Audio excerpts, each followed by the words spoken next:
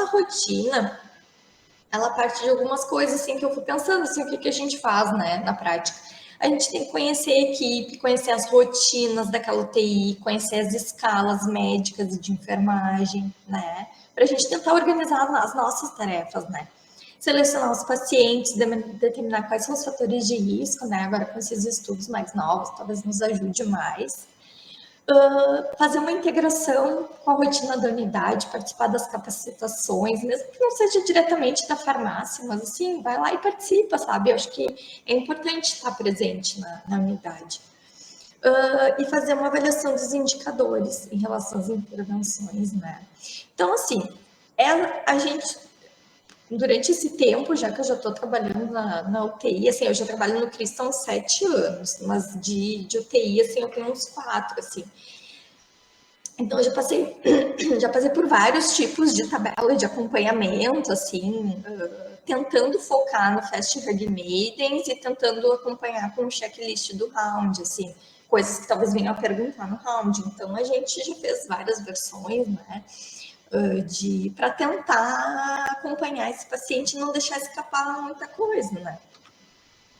Então, aqui eu trouxe alguns casos clínicos, tá? Não se assustem pela foto, mas aqui é um paciente queimado. Então, esse é um menino, um rapaz, né, que sofreu uma queimadura. Ele foi transferido no hospital de Pelotas no dia 1º de abril, agora não lembro o ano. Ele deu entrada no dia anterior naquele hospital por queimadura grave por chama e lesão de via aérea. Então, ele estava sedado, ele veio de Pelotas de avião até. Então, ele, enfim, recuperou a questão das queimaduras, enfim, mas quando ele quase estava tendo alta da UTI, ele começou assim, ele andava meio agitado, né? Daí prescreveram algumas coisas, né? Ele estava pouco interativo, letárgico, parecia uma convulsão focal na face, alguns tremores, assim, e foi suspensa a metoclopramida por reação extrapiramidal. Um dia depois, ele estava com alteração do nível de consciência. O paciente não tinha motivo para isso, assim, né? Mutismo, rigidez muscular, episódios de diaforese, disfagia, hipertensão, taquicardia e taquipneia. Eles fizeram uma tomografia de crânio que não tinha nenhuma alteração. Então, um dos plantonistas da UTI estava com a impressão de síndrome neuroléptica associada ao uso de haloperidol, né? Ele já vinha usando haloperidol gotas, né? A única coisa que não confirmou nos critérios de síndrome neuroléptica era a alteração da CK, né?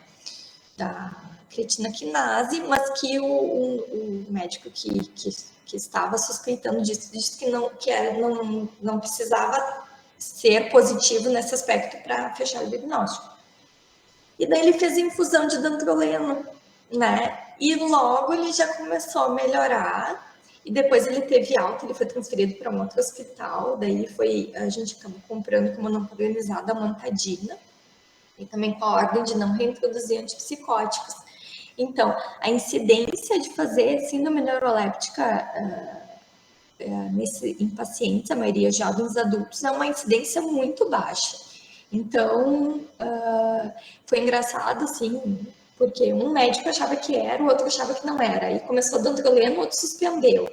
Aí, e foi assim, voltou, só que o paciente teve uma alteração tão assim, significativa no paciente que não tinha alteração nenhuma, ele ficou mudo, ele não falava, ele não engolia, né? Então, bem interessante esse caso. Ó, é um paciente masculino, tabagista, etilista, hipertenso. Ele já usava losartana em casa e tinha uma suspeita de alergia à penicilina, tá? Ele foi encaminhado de um posto de saúde aqui, próximo ao hospital, com uma cefaleia súbita associada a náuseas e vômitos, e foi detectado, então, uma hemorragia subaracnoide, bem grave, né? Esse aqui é uma escala de comprometimento, né? Específico dessa hemorragia. É um tipo de AVC hemorrágico, tá? Então, ele fez a clipagem desse aneurisma, é um aneurisma, né, cerebral, colocação da DVE, que é uma derivação ventricular externa. Ele fez múltiplos esquemas de antibiótico, enfim, né, Ele tinha essa HSA, ela requer, né, tem um protocolo, né, que se faz uma fenitoína profilática, né, dos primeiros 7 dias, né, e foi mantida até o dia 13, né, deixaram um pouquinho mais, e daí ela foi substituída por carbamazepina, pensando que o paciente estava um pouco agitado, né, também, bem mantiveram. E depois ele acabou fazendo uma crise convulsiva, mantiveram a carbamazepina, ele foi dentalizado, né, que é uma dose de ataque de fenitoína e mantido a fenitoína. E nessa sequência, assim, ele teve uma falência renal aguda, teve que ir para diálise, e isso no dia 30. E no dia 2, ele começou a apresentar um racho cutâneo. Aí eu estava de plantão num domingo, eu fui na UTI, e o plantonista me chamou para dentro do box para ver essas lesões, assim, olha, ele tá com racho cutâneo. Eu daí peguei e suspendi vários medicamentos. Aí a gente ficou acompanhando esse paciente, né? Ele daí teve a carbamazepina suspensa, os azinófilos estavam alterados, né? E o enfermeiro tinha me relatado que num dia antes dessas suspensões, o paciente já estava com lesões sangrantes na boca, né? Um porejamento, enfim. Aqui eu trouxe algumas fotos, né? Dessa IRASH, né? Algumas bem marcadas, assim. Às vezes pacientes negros, às vezes é um pouco difícil de detectar reação alérgica pela coloração, né? Mas nesse paciente deu para ver bem, assim, né?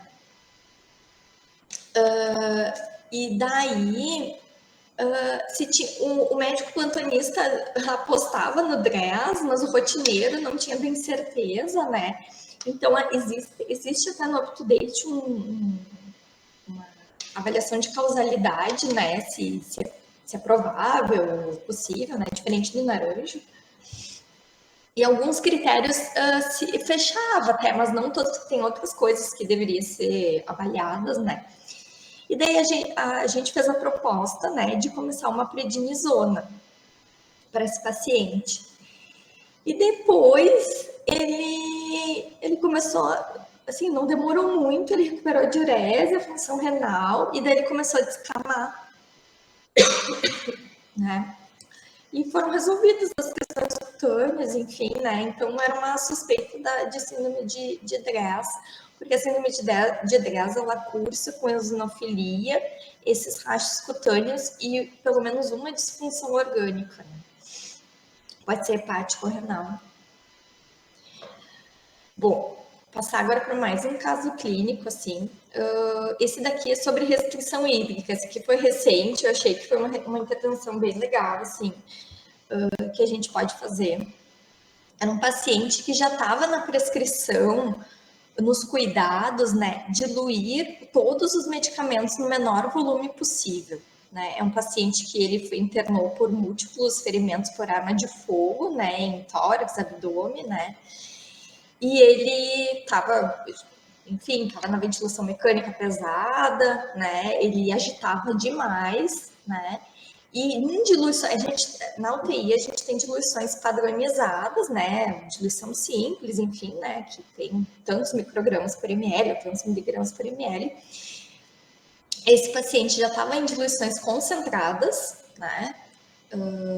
Ou seja, é o dobro do que normalmente é diluído, e totalizava em sedações, só em sedações, ou era tudo que ele recebia, agora eu não me lembro. Destas infusões. Ele recebia a dextroquetamina a 30 ml a hora, fentanil a 45, midazolam a 45. Fechava quase 3 litros só de sedação.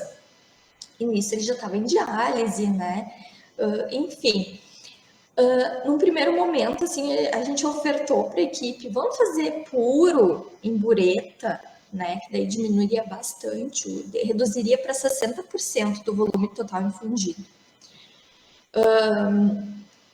E daí, no primeiro momento, não, ele vai para traga, ele vai desmamar, nananana. Daí, no primeiro momento, não aceitaram, mas depois nos procuraram de novo. Vamos fazer puro, sim, né? Ou em algum momento vai ajudar. Então, aí, claro, o paciente depois acabou indo a óbito, enfim, complicou demais. Mas, assim, ele estava com balanço hídrico muito positivo e a gente conseguiu perceber assim que negativou o balanço por causa dessas medidas. Então o que foi feito? Foi colocado, daí a gente ajustou, né? Para fentanil e midazolam em buretas separadas, estava proibido fazer purgar a bomba, tá? Purgar a bomba é quando tu aperta a bomba, aperta na bomba para fazer uma dose extra, né? Purgar a bomba estava proibido isso, porque era puro, né? Então foram feitas. Então, para fazer um tipo de intervenção dessa, tu precisa alinhar muito bem com a equipe. A equipe tem que estar bem redondinha, tem que fazer registro em evolução, né? Enfim, né? Para trazer algum benefício para o paciente, né? Então, aí nisso ele também tinha nutrição parenteral, né? Ele tinha uns acessos a mais, então até foi fácil nesse sentido. Então, em relação, daí vocês vão me perguntar, tá? Mas em relação às compatibilidades, a gente também avaliou a compatibilidade do midazolam e do fentanil puro, né? Então, foi possível manejar os acessos que ele tinha.